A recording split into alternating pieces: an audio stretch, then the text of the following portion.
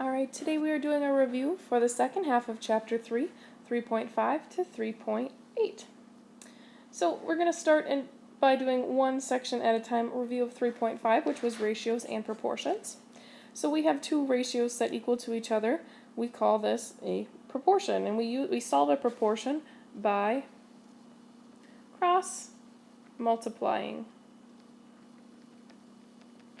So we're going to cross multiply 4 times x and 3 times 16.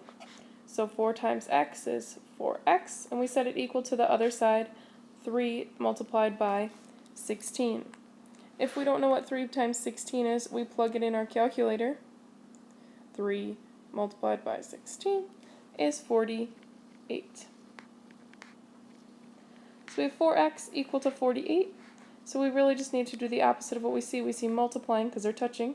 We need to divide by 4. And 48 divided by 4 should give us 12. If you think about it, does it make sense? If we were to put a 12 here, would 3/4 be in proportion to 12 over 16? Let's try another one. We're going to cross multiply here. I like to do the letters first, 72 times W. And we have 45 multiplied by 8 on the other side. 45 times 8 gives me 360 when I plug it in my calculator. I just always have a calculator handy for those more difficult multiplication problems. And then the opposite of multiply is divide, so we're dividing by 72. Those eliminate and we get W equal to 360 divided by 72, which is exactly, wow, this came out nice, 5. So the next two we actually have to set up as a proportion before we can solve it. So a couple words. It says 9 is to 3 as x is to 12. As is really equal to. This is to this, meaning we're going to write a ratio. So 9 is to 3 as x is to 12. And then cross multiply. So 3 times x is 3x, and then we have 9 times 12 on the top, which when I multiply that out gives me 108. And then last, the opposite of multiplying is dividing, so we're going to divide by 3. 108 divided by 3, plug it in your calculator, gives us 36. And that makes sense because we have a bigger number on the top here than the bottom, so it makes sense that x is larger than 12. Next, again, writing it or setting it up as a proportion, g is to 9, so g over 9 is, or as means equal to, 16 over 12. There are multiple ways to set this up, but I like to set it up just as we have here and cross multiply. We have 12 times g, or 12g, equal to 9 times 16. 9 multiplied by 16 is 144. So hopefully you know this one. The opposite of multiplying by 12 is divide. 144 divided by 12 is 12, because 12 times 12 is 144. Alright, let's go on to 3.6. We are still cross multiplying, but we have more than one letter that we need to figure out here. So if that's the case, if we have more than one thing, we're multiplying 2 times that whole piece, and then just 4 times 15 on the other side. And then we have 2 times this whole piece, negative 5n. This is all really just multiplying. There's no adding or subtracting. So we just have 2 times negative 5 is negative 10, and it's multiplied by n. And then 4 times 15. Think of a clock. 4 sections of 15 would give us 60. And then this is multiplying. The opposite of multiplying here is dividing. We're dividing by negative 10. 10 goes into 60 6 times, but it's a negative. So n is a negative 6. So if we put that in there, a negative times a negative would make a positive 30. So this is our answer. We're just trying to find n. This one, when we cross multiply, we're multiplying y times 10, which is 10y. And then we have 8 multiplied by this whole piece. So that's 8 multiplied by y plus 5, which really means we are distributing. We're multiplying the 8 by both numbers there.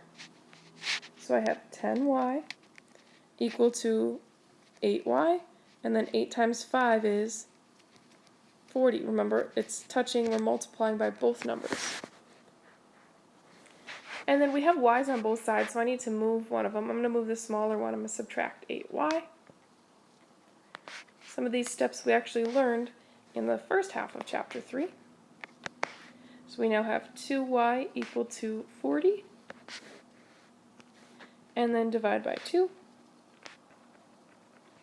Half of 40, 40 divided by 2 is 20. So y would be 20.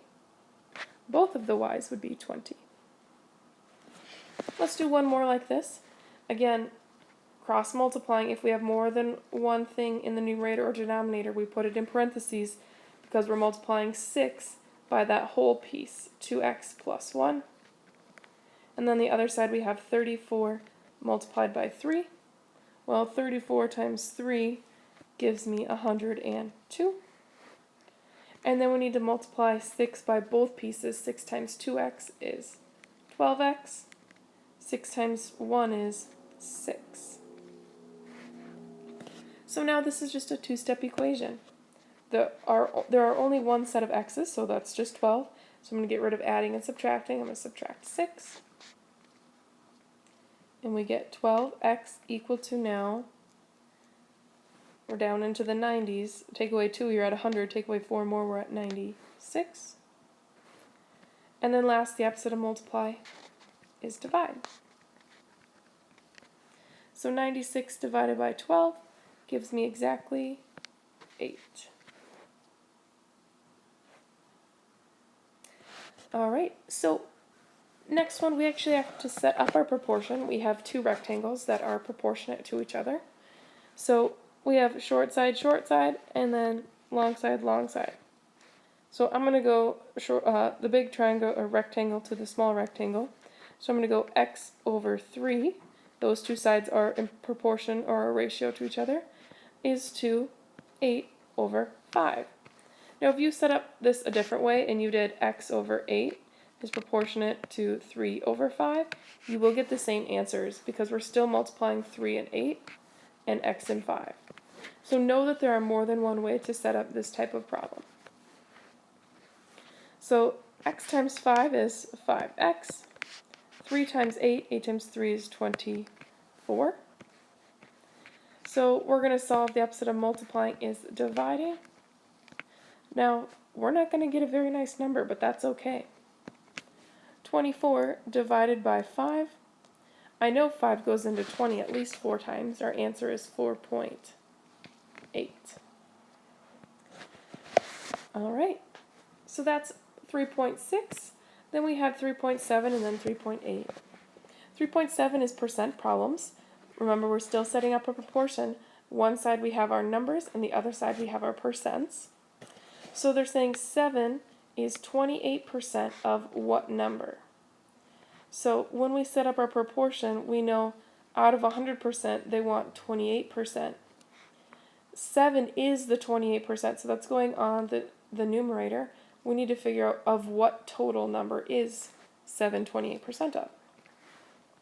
So cross multiplying, 28 times x is 28x. 7 times 100 is 700. And then we need to just divide. Divide by 28. It's not going to give me a very nice number. It's going to be 25.9. If we wanted, we could round it up to 26. Oops, we're not looking for a percent though, we're looking for a number. So, of 26. Because, like I said, we're not going to have a super nice number there.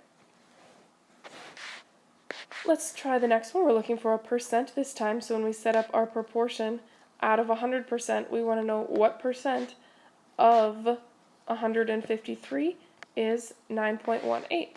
So we have 9.18 out of a total of 153. Cross multiplying 153x, and then 9.18 times 100. You're really multiplying by 10 two times or moving the decimal twice. It's 918. And then divide by 153.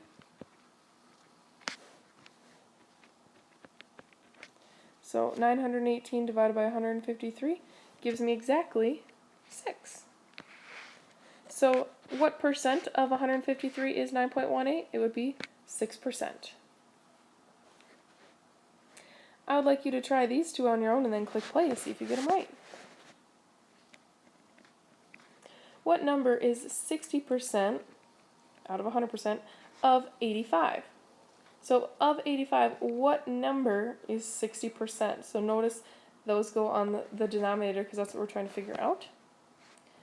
100 times x is 100x. 85 times 60 gives me 5,100. And then divide by 100.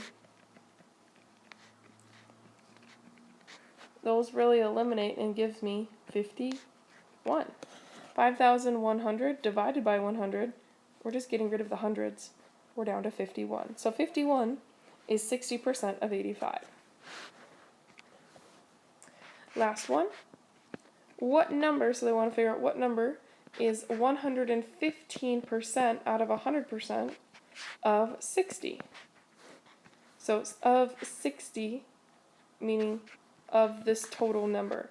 What number is in the same spot as 115% in our proportion? So cross multiplying, we have 100x. 60 multiplied by 115 gives me 6,900. But we're dividing by 100.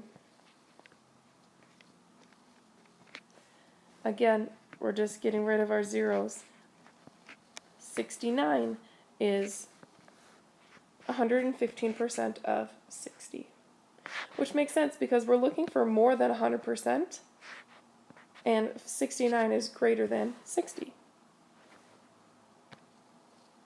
Last few questions here. Again, switching gears. I know this last section threw us off a little bit because we've been doing proportions the whole time, but it sets us up for chapter 4. So function form means we're solving for the letter y. We want y all by itself. So we're going to leave the y here, get rid of adding and subtracting first. I'm going to subtract 2. So we have negative 6y equal to 12x, and these are all negatives, so minus 6. And then last, get rid of whatever is multiplied by y. Negative 6 is multiplied.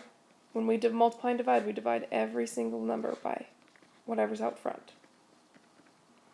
12 divided by negative 6 is really a negative 2, so we have negative 2x. A negative divided by a negative makes a positive. 6 divided by 6 is 1. So there's our answer. Remember, we have our x's still here. You're not just getting one answer. You can't combine those together because one has an x and one does not. This next one, you can either leave the y here and move both of these to the other side, or if you want, you could just move the y to the other side. I'm going to add 5y. So we have negative 6x plus 15 equal to 5y plus nothing is just 5y. And we want y all by itself. So I'm going to divide everything by 5. It doesn't matter which side y is by itself on, we want y by itself. So negative 6 over 5, we can't simplify that, so I'm going to leave that as negative 6 over 5x. Plus 15 divided by 5, which is 3. Last two, I'd like to have you again try on your own, and then click play to see if you got them right.